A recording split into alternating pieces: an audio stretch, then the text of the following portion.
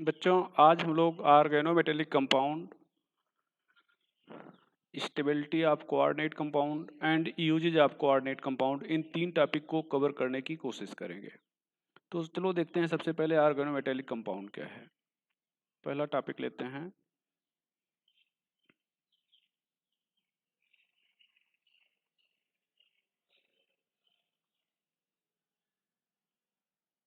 Organometallic compound.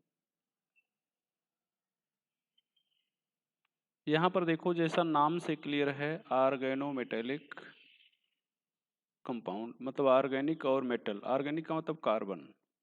तो यहाँ पर compound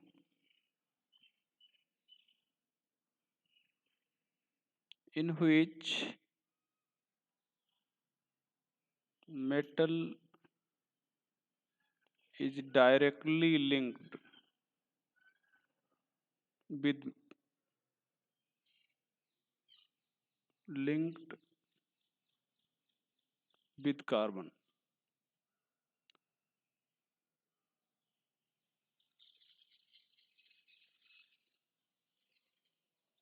directly linked with carbon.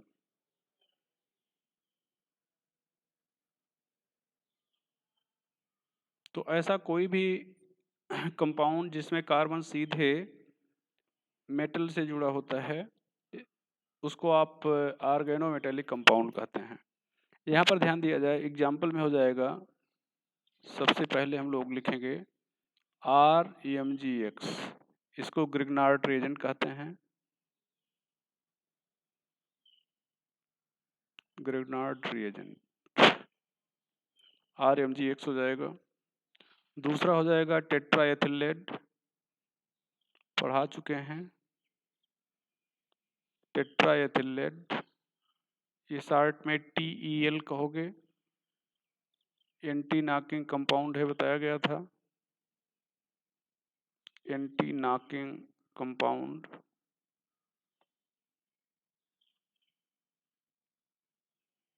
ये हो जाएगा।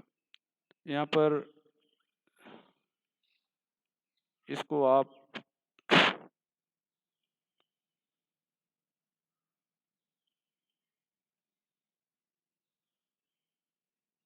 ये जिगलर नाटा कैटलिस्ट हो जाएगा।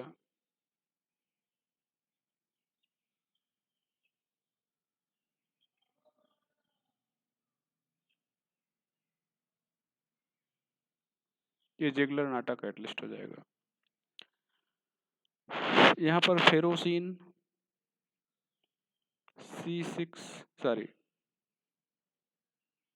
फेरोसिन हो जाएगा Fe ईटा 5 C5 H5 होल ट्वाइस। इसको आप फेरोसिन कहोगे। ये सब भैया ऑर्गेनोमेटेलिक कंपाउंड होते हैं। यहाँ पर टाइप की चर्चा करें तो यहाँ पर थ्री टाइप।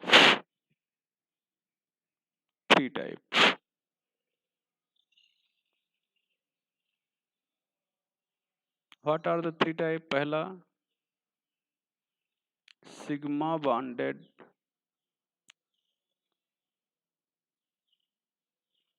Organometallic compound. दूसरा पाई बॉन्डेड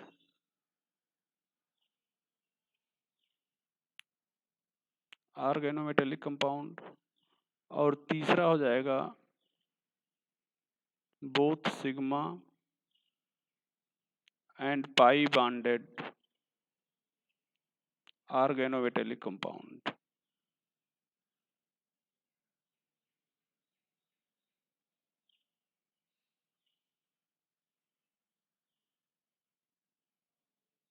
ये हो जाएगा। अब यहाँ पर पहला हम लोग लिखेंगे sigma bonded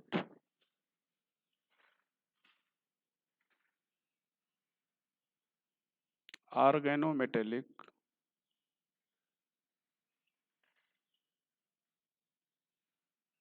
compound.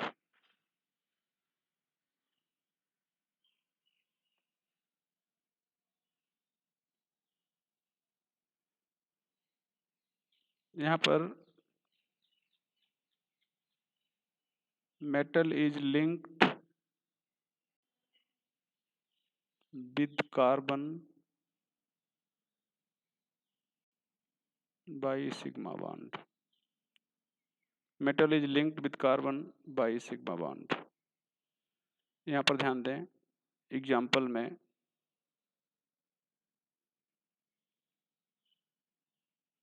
RMgX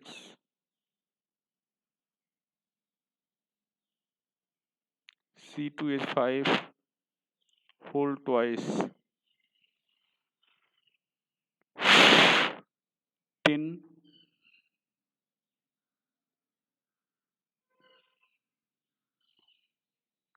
C2H5 whole 4 PV, इस आर्ट में TEL है, टेट्राएथिलेट कई बार बता चुके। ये चौथा ट्राई एथिल एल्युमिनियम TiCl4, ये जिगलर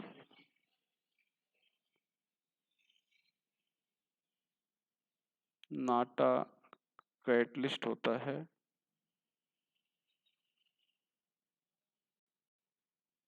ये है, तो ये सिग्मा बॉन्डेड हो गया।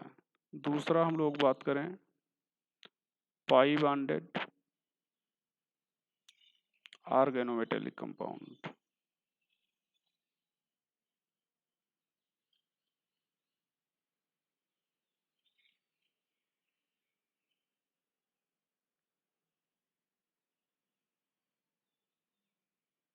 पाई बॉन्डेड ऑर्गेनोमेटेलिक कंपाउंड की बात करें,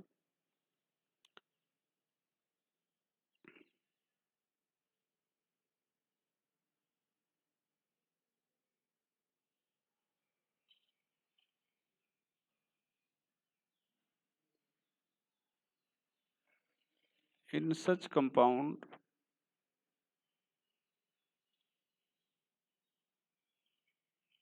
carbon linked with metal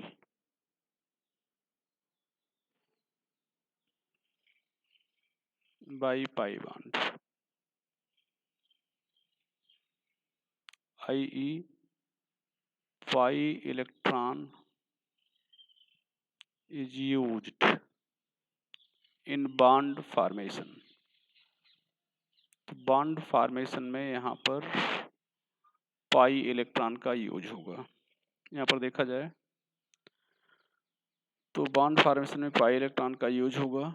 यहाँ पर हम लोग देखेंगे इस चीज को। तो आगे हम लोग बात कर रहे हैं, एग्जाम्पल में 2-3 हम लोग पढ़ते हैं। एक तो होता है GC साल्ट,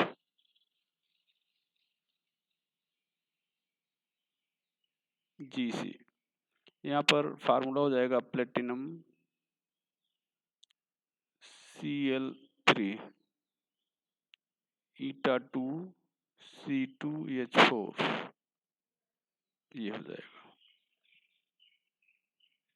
यहाँ पर K, अब इसको अगर आप तोड़ेंगे तो K प्लस हो जाएगा।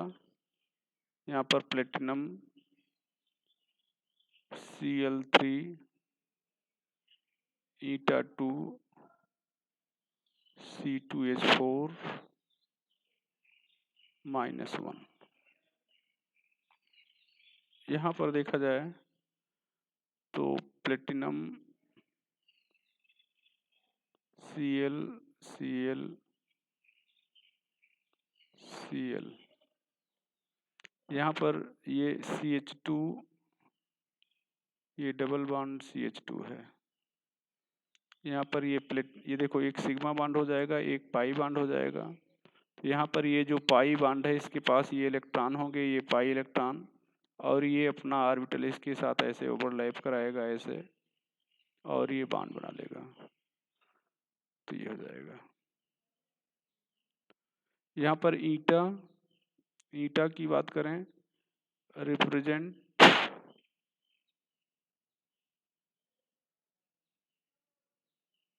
Number of carbon in pi bonded ligand.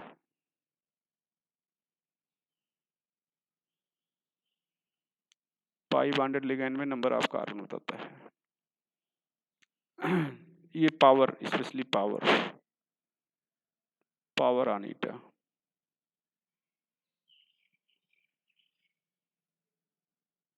तो यहाँ पर ध्यान दो, पावर ऑन ईटा। तो ईटा पर पावर कितना लगाएंगे? पाई बॉन्डेड लिगैंड में जितने कार्बन होंगे वही यहाँ पर पावर होगा। यहाँ पर 2 कार्बन है, यहाँ पर पावर 2 है। इस चीज को जानते रहेंगे। ये एक एग्जाम्पल हो गया। दूसरा एग्जाम्पल चर्चा किया जाए, फेरोसिन।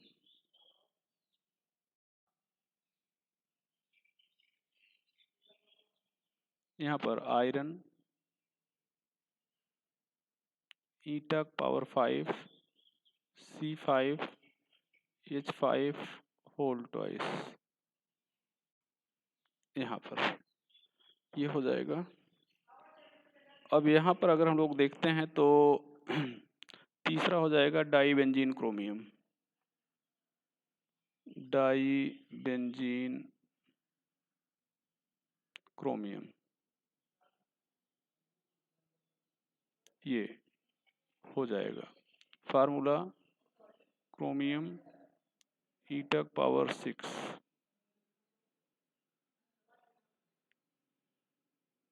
C6H6 होल ट्वाइस, यहाँ पर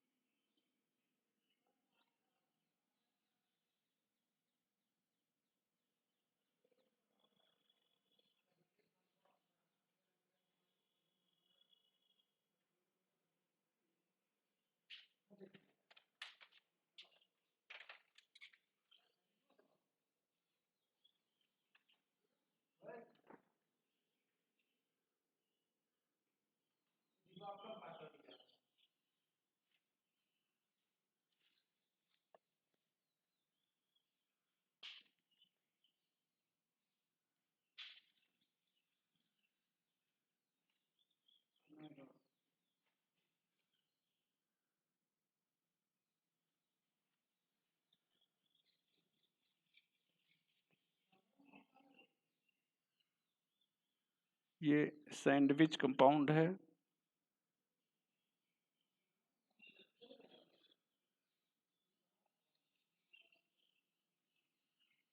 इसको भी याद रखेंगे।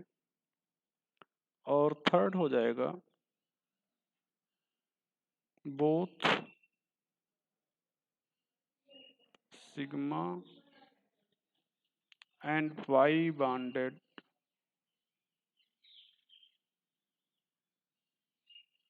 Organometallic compound.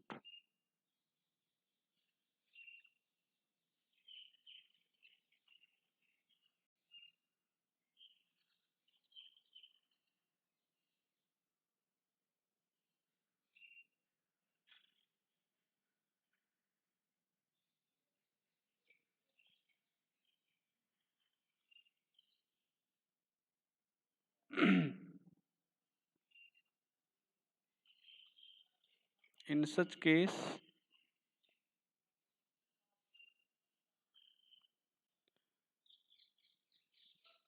metal is linked with carbon both by sigma pi bond। Example में all carbonyls, all metallic carbonyls like NiCO whole 4,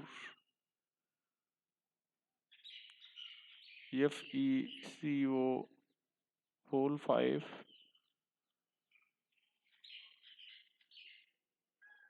CO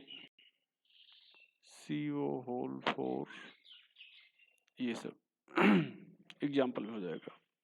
यहाँ पर बॉन्ड बनता कैसे, ये ध्यान रखिएगा। ये पहला हो गया, एंड मेटेलिक साइनाइड,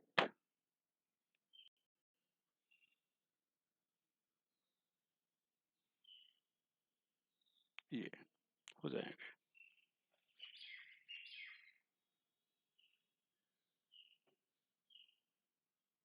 ये ECN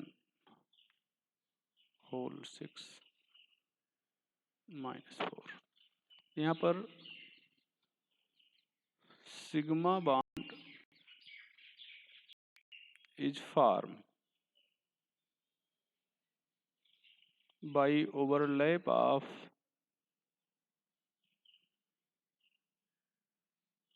vacant orbital of metal and filled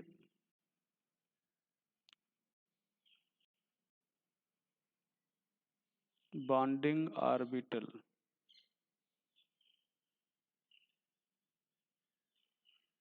of ligand,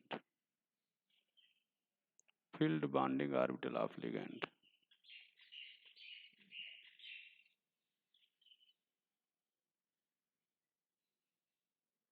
While pi bond is formed by overlap of filled orbital of metal and vacant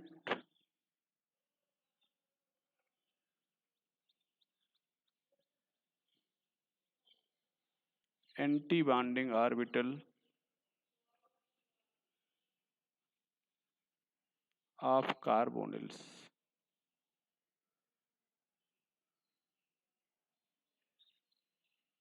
Ligand.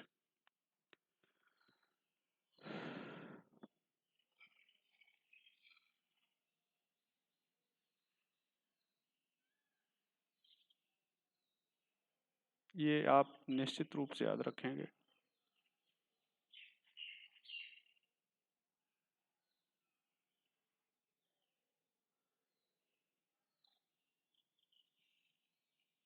यहाँ पर ध्यान दें,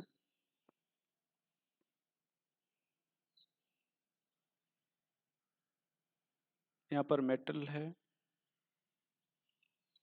ये इसका वैकेंट ऑर्बिटल है, इसका फील्ड ऑर्बिटल है। कार्बोनिल है, ये इसका फील्ड ऑर्बिटल है, सिग्मा।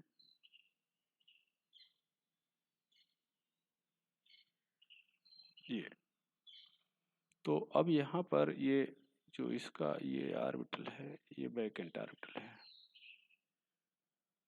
ये आपस में ओवरलैप करेंगे। यहाँ पर इसको हम लोग पाई स्टार कह रहे हैं, और ये पाई,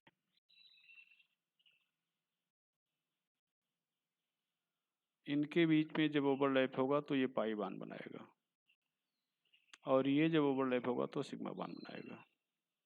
यहाँ पर नोट करके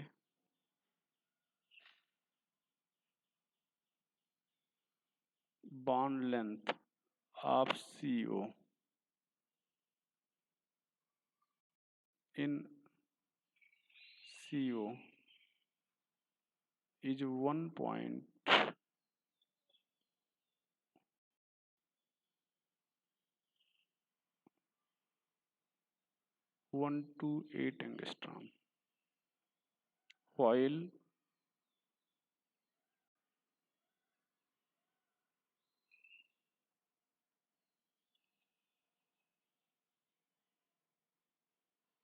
bond length of CO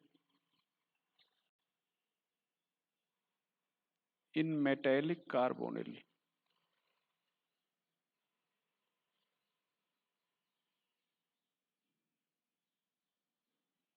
यहाँ पर इज 1.15 एंगस्ट्रॉम। ये बॉन्ड लेंथ यहाँ पर बढ़ जाएगी। यहाँ पर वास्तव में रिजोनेंस आ जाएगा। ये not pure triple bond, not pure triple bond.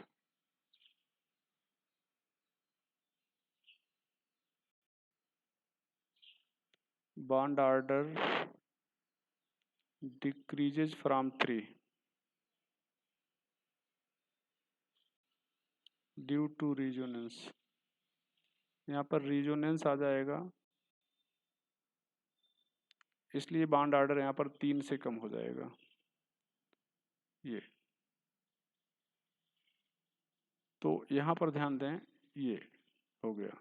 अब यहाँ पर ये बॉन्ड 3 बॉन्ड देख रहे हो, यहाँ पर ट्रिपल बॉन्ड देख रहे हो, यहाँ पर एक सिग्मा और ये एक पाई बॉन्ड हो जाएगा।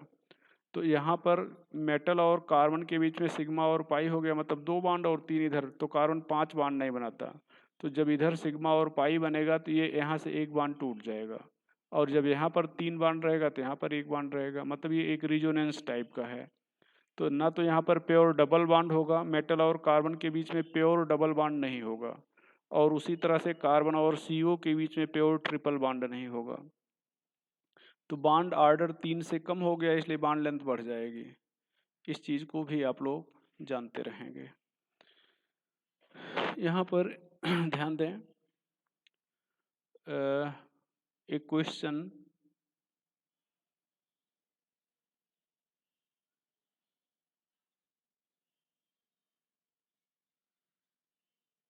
which has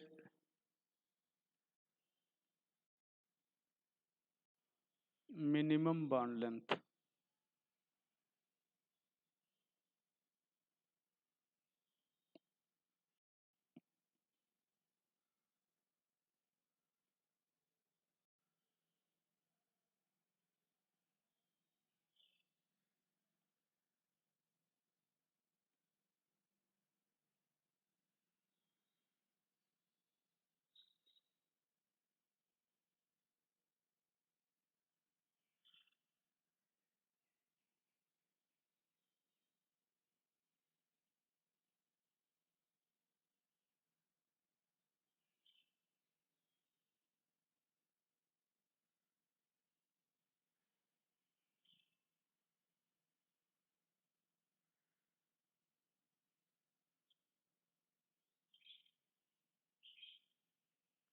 यहाँ पर ध्यान दें, ये +1 है।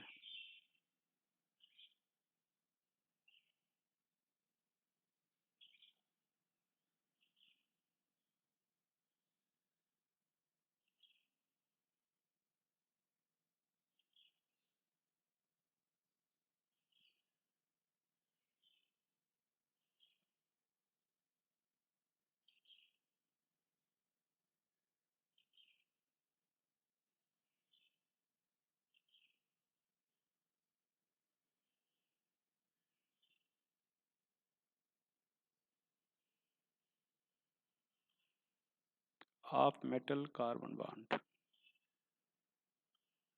यहाँ पर, कारण यहाँ पर B पर नेगेटिव चार्ज आ जाएगा, ये माइनस चार्ज होने के कारण यहाँ पर देखें ये माइनस चार्ज है, इसलिए B पर नेगेटिव चार्ज आ जाएगा। तो B पर नेगेटिव चार्ज आ जाएगा, मतलब बैक बॉन्डिंग के चांस बढ़ जाएंगे। यहाँ पर due to presence of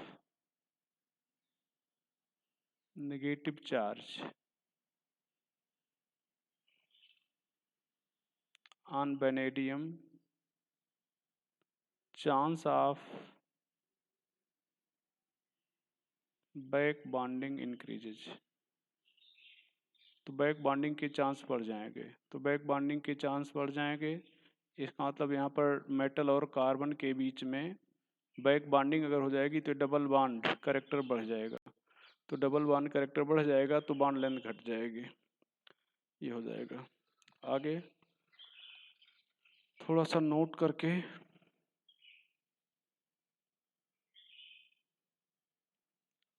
all metal carbonyls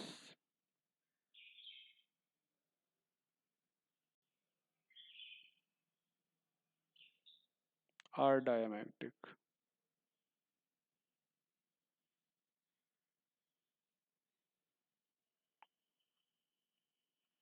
यहाँ पर Fe2CO9 होता है।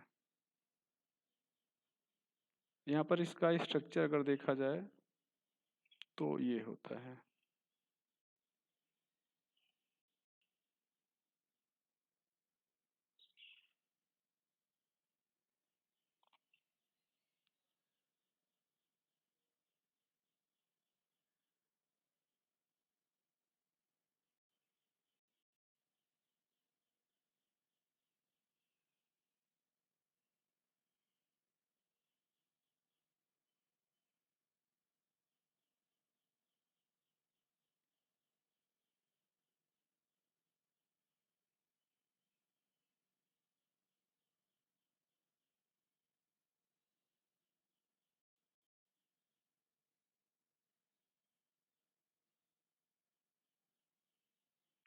ये तो एक बार पूछा गया था कि कितने कार्बोनिल ग्रुप दोनों आयरन से जुड़े होते हैं।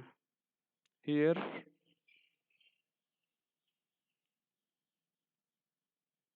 3 carbonyls are attached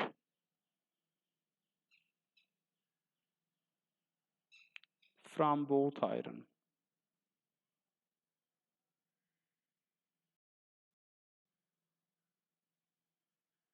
Three carbonyls are attached from both iron.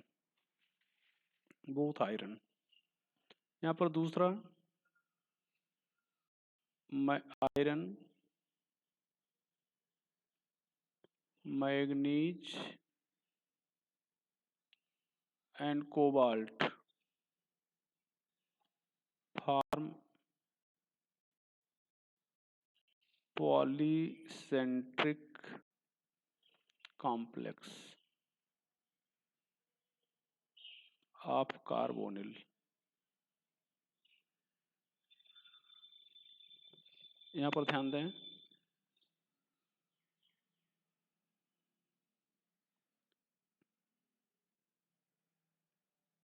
Fe2CO9 CO2 CO8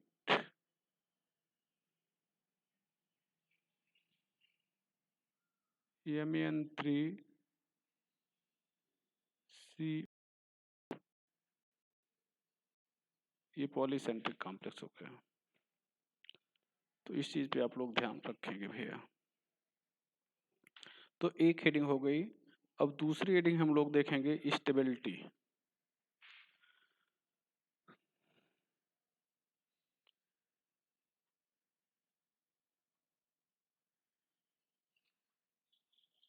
stability of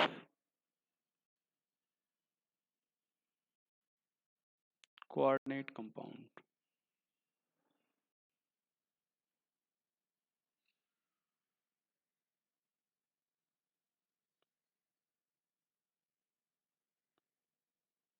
to type, thermodynamic stability,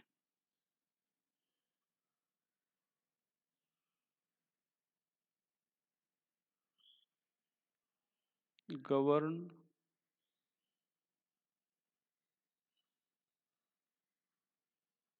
extent of complex is form.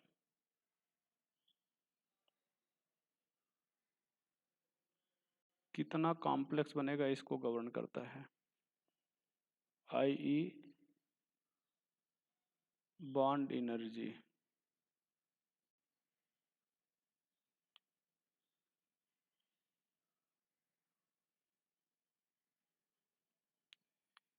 Is represented. ज़्यादा बनेगा इसका मतलब ज़्यादा स्टेबल होगा, और ज़्यादा स्टेबल होगा इसका मतलब बॉन्ड एनर्जी ज़्यादा होगी। तो बॉन्ड एनर्जी भी आप मेंशन कर सकते हो। और दूसरा हो जाएगा थर्मोडायनामिक, हो गया पहला हो गया। और दूसरा हो जाएगा काइनेटिक स्टेबिलिटी। सेकंड हो जाएगा काइनेटिक स्टेबिलिटी।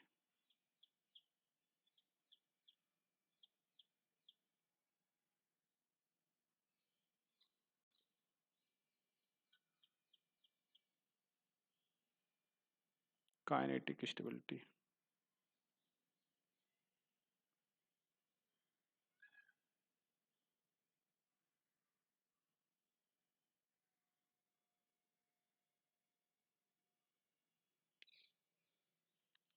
It represent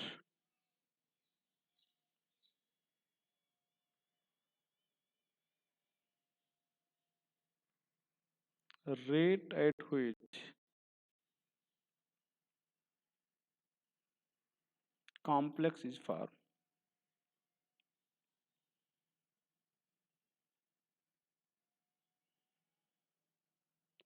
तो ये रेट को रिप्रेजेंट करता है, ध्यान रखिएगा, ये रेट को रिप्रेजेंट करता है।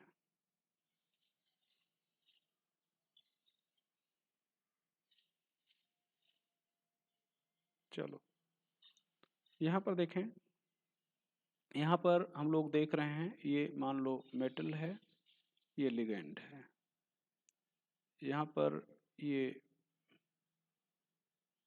मेटल लिगेंड हो गया, ये मेटल है,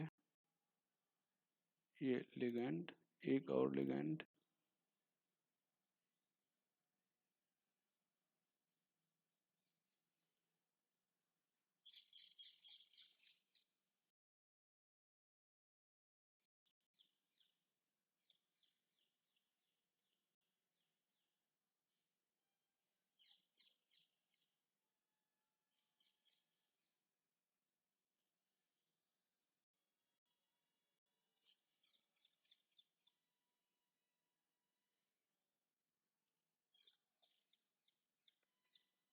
यहाँ पर K1,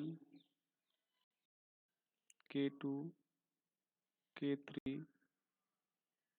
K4। अब इसको अगर ऐड किया जाए तो यहाँ से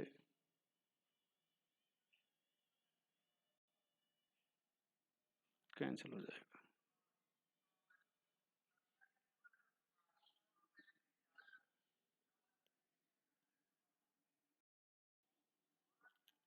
ये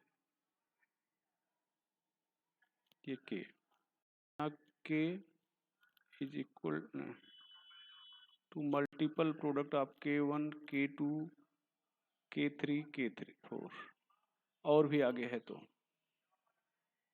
आपको बताया गया था कि अगर कई सारे रिएक्शन होंगे, यहाँ पर law of mass action apply करें तो यहाँ पर हो जाएगा ML4, यहाँ पर M, यहाँ पर L पावर 4। ये यहाँ पर ध्यान दें, यहाँ पर K को आप इक्विलिब्रियम कांस्टेंट कह सकते हो,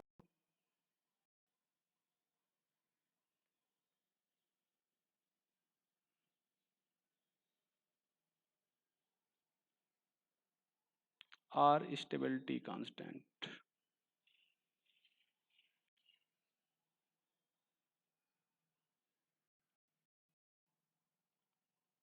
यहाँ पर K डायरेक्टली प्रश्न होगा स्टेबिलिटी के,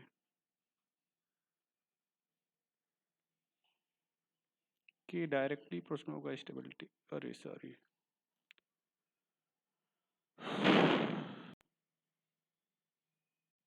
डायरेक्टली प्रश्न होगा स्टेबिलिटी के।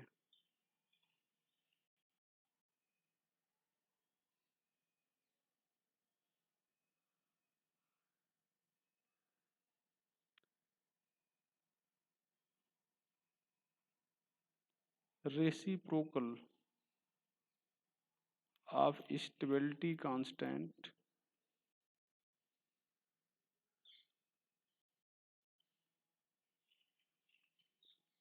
is known as instability constant।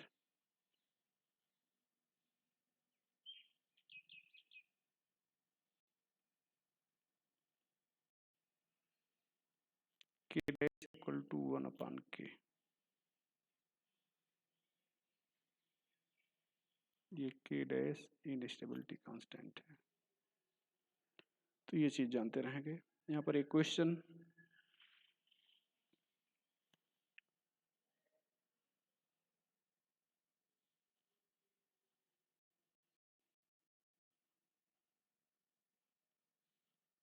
which complex has maximum stability?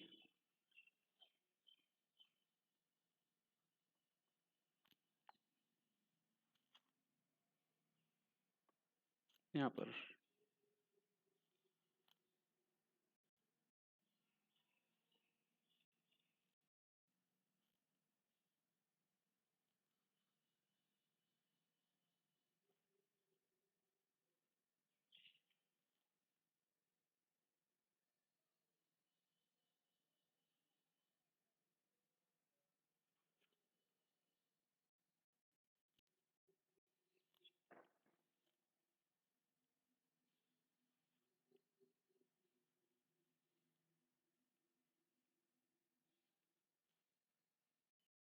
यहाँ पर स्टेबिलिटी कांस्टेंट की वैल्यू सबसे ज़्यादा है, सबसे ज़्यादा स्टेबल होगा। Factor affecting stability,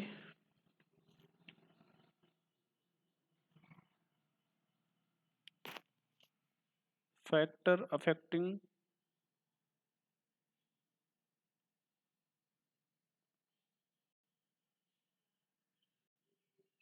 stability. तो फैक्टर अफेक्टिंग स्टेबिलिटी की अगर हम लोग बात करते हैं तो यहाँ पर देखा जाए बेटा, पहला नेचर ऑफ सेंट्रल एटम, यहाँ पर नेचर ऑफ सेंट्रल एटम, इसमें भी पहला हो जाएगा इसका A part. Stability is directly proportional to positive charge density या positive oxidation number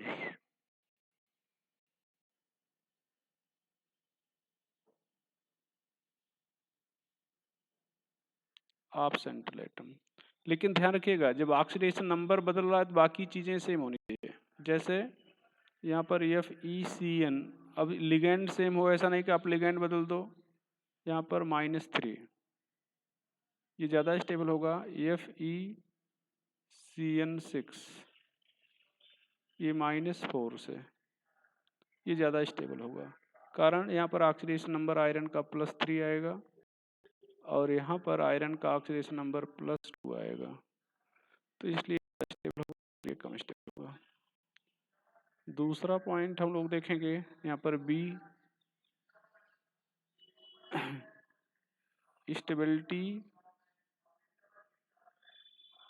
is inversely proportional to size of central atom, size के इनवर्सली प्रोपोर्शनल होगा। यहाँ पर ध्यान दो, यहाँ पर manganese double plus, iron double plus, cobalt double plus, nickel double plus, copper double plus, zinc double plus, यहाँ पर साइज घट रही है, size decreases so stability increases. इसको कहते हैं इरविंग विलियमसन सीरीज।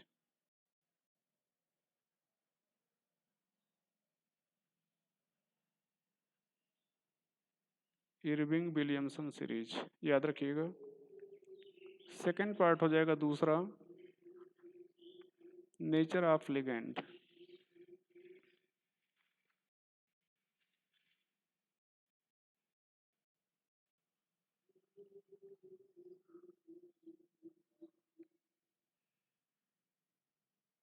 यहाँ पर स्टेबिलिटी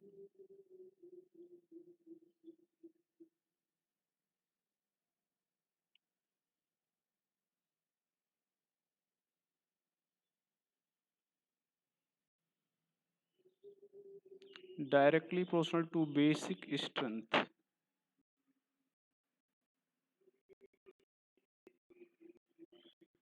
ऑफ लिगेंड।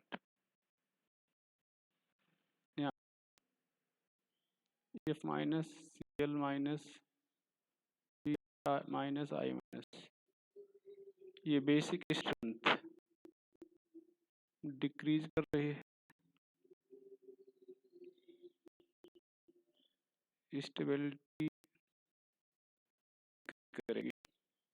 यहाँ पर बाकी चीजें सेम होना चाहिए, जैसे FE F6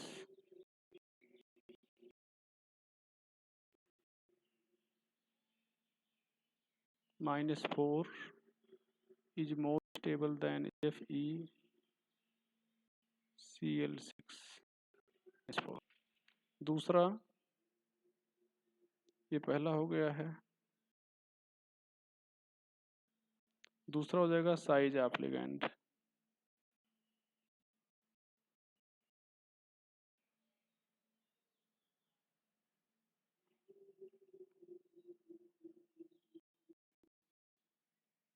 ये स्टेबिलिटी के इनवर्सली यहाँ पर ध्यान दें, EF minus CL minus BR minus iodine minus, ये साइज बढ़ स्टेबिलिटी, लेकिन बाकी चीजें सेम हो। एग्जाम्पल आपने ऊपर लिख रखा है, नोट करके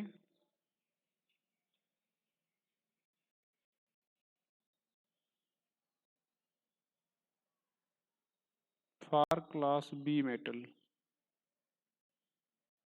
for class B metal like metal of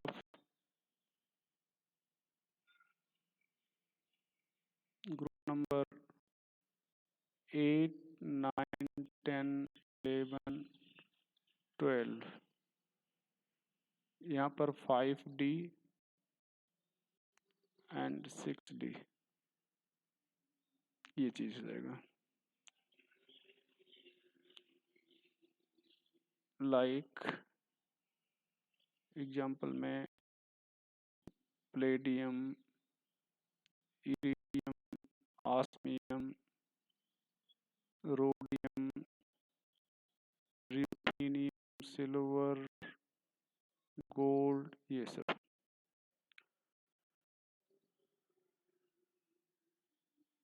stability is directly proportional to size of ligand। यहाँ पर PtCl4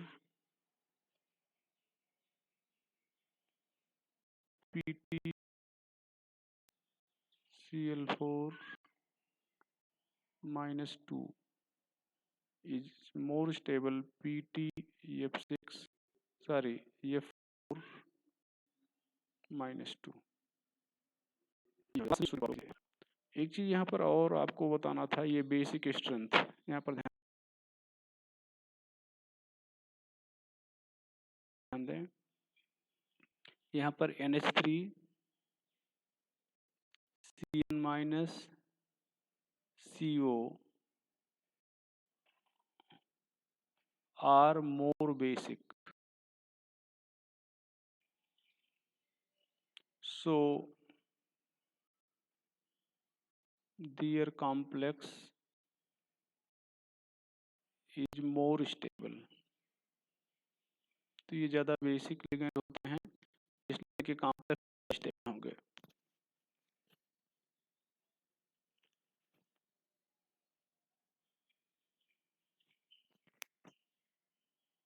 ज़्यादा स्टेबल होंगे। तीसरा पार्ट हम लोग देखें, चीलेटिंग इफेक्ट।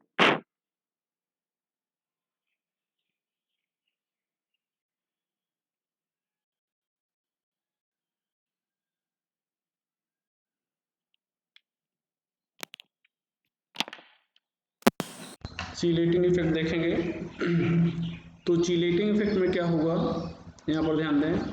पहले तो चीलेट देखें, तो यहाँ पर हम लोग कहेंगे कि कोऑर्डिनेट कंपाउंड या compound having cyclic structure is known as chelates. Compound having cyclic structure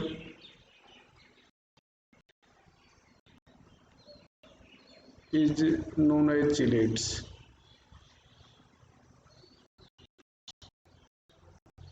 तो जिनमें साइक्लिक स्ट्रक्चर पाएगा चिलेट कहलाएंगे. Chelates are more stable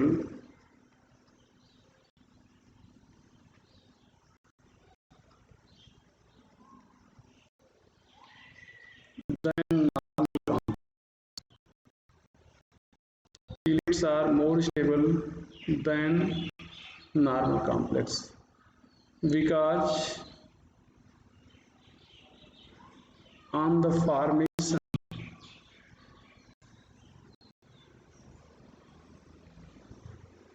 of chelates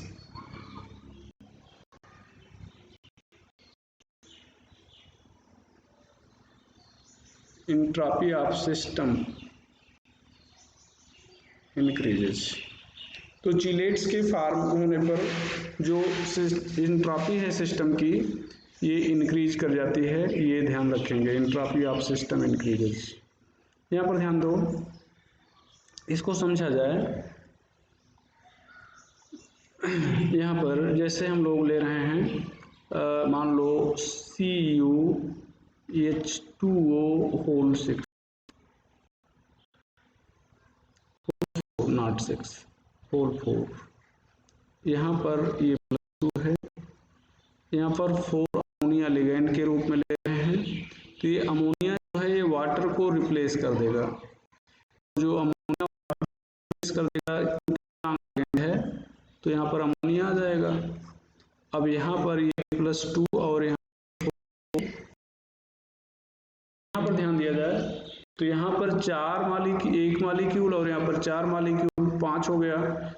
1 और 5 हो गया. जितने में उतने ही मालिक्यूल अभी भी हैं. तो इसका मतलब रैंडमनेस में कोई चेंज नहीं आएगा. एंट्रोपी चेंज यहाँ पर 0 होगा. अब यहाँ पर दूसरा अगर हम लोग हैं, यहाँ पर ध्यान दें, Cu जैसे हम लोग ले रहे हैं, यहाँ पर वाटर ये 4 मालिक्यूल, यहाँ पर ये +2 है. यहाँ पर हम लोग 2 एथिलीन डाइएमीन लेते हैं इन. तो ये जो 2 एथिलीन डाइएमीन है ये रिप्लेस कर देगा वाटर को. ये इन आ गया. अब ये आ गया. तो अब यहाँ पर जब ये आ गया तो यहाँ पर 4 वाटर मॉलिक्यूल निकल गए. तो अब आप अगर यहाँ पर ध्यान दे रहे हो तो ये जो 4 वाटर मॉलिक्यूल निकल चुके हैं, तो बाद में जो प्रोडक्ट बना है उसमें वाटर मॉलिक्यूल हो गए हैं 5.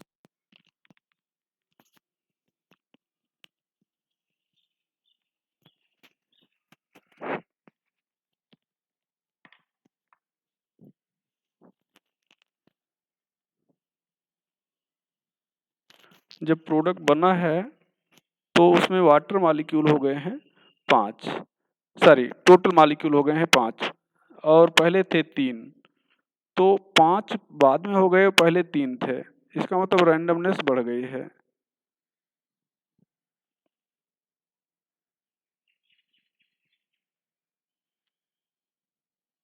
यहाँ पर तो यहाँ पर अगर ध्यान दें तो यहाँ पर पहले 3 मॉलिक्यूल थे और अब यहाँ पर 5 हो गए हैं.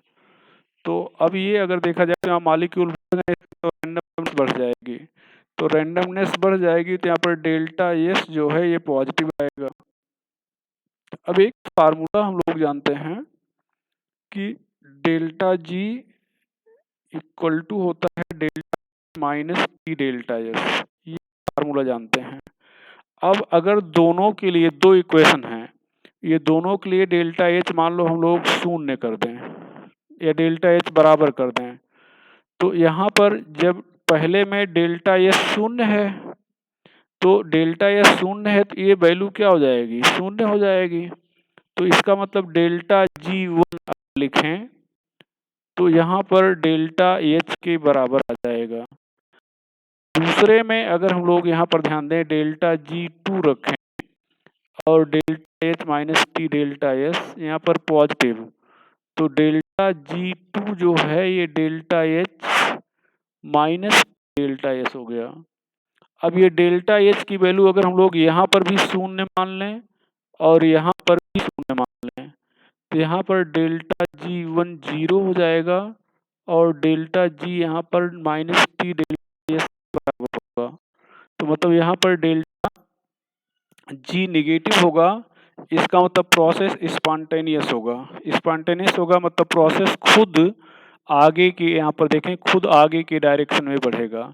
तो आगे के डायरेक्शन में बढ़ रहा है, इसका मतलब प्रोडक्ट ज़्यादा स्टेबल होगा, तभी ये आगे की दिशा में बढ़ रहा है। जहाँ पर सिस्टम को स्टेबिलिटी मिलती है, सिस्टम उसी साइड में प्रोसीड करता है। आप खुद अगर आप कहीं पे मूव करना चाह रहे हैं, तो जहाँ पर जैसे आप कोई जॉब कर रहे हो, दो जॉब का ऑप्शन है, तो जहाँ पर आप स्टेबल समझोगे आप उस जॉब को ऑप्ट करोगे, जहाँ पर स्टेबिलिटी नहीं होगी उस जॉब को आप ऑप्ट नहीं करोगे। तो नेचर का नियम है कि जहाँ पर स्टेबिलिटी दिखती है सिस्टम उसी साइड में प्रोसीड करता है। तो ये हो गया। अगला पॉइंट अगर देखा जाए, यहाँ पर तीसरा पॉइंट हम लोग देखें, थर्ड पॉइंट, मतलब अगला एक पॉइंट नोट करके, तो एक पॉइंट यहाँ पर हम लोग और लिखना चाह रहे हैं। अच्छा, पहले इसका एग्जाम्पल देखें। यहाँ पर ध्यान दें, COEN होल ट्वाइस Cl2, यहाँ पर +2 है, यहाँ पर CONH3 5, यहाँ पर SCN है, यहाँ पर भी +2 है। अब यहाँ पर दो साइकिल हैं, 2 साइकिल, यहाँ पर साइकिल नहीं है, 2 cycle. So more stable,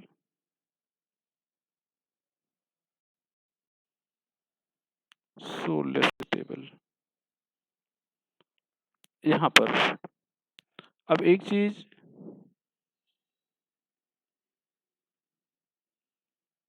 more the number of cycle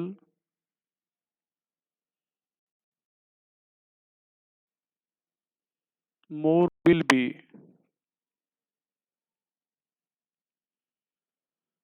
stability of species. More the number of cycle more will be stability of species. यहाँ पर ध्यान दो बेटा। अब हम लोग एक दूसरा exam, this is known as microcyclic effect, this is known as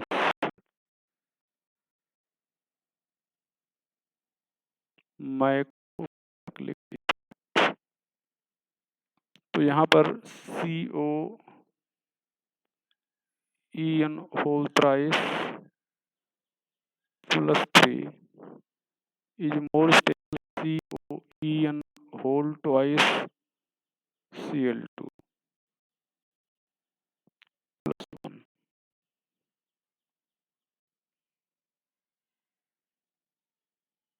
यहाँ पर +1 होना चाहिए था। अब यहाँ पर ध्यान दें, ये 3 साइकिल है,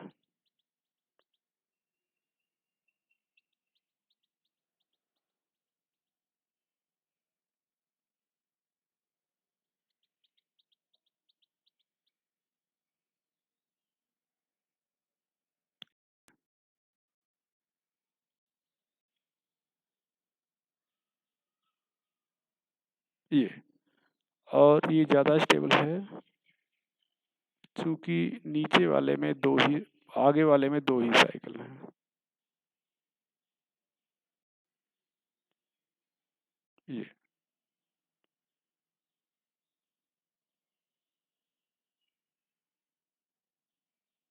तो ये ज़्यादा स्टेबल है क्योंकि 3 साइकिल है, कम स्टेबल है क्योंकि।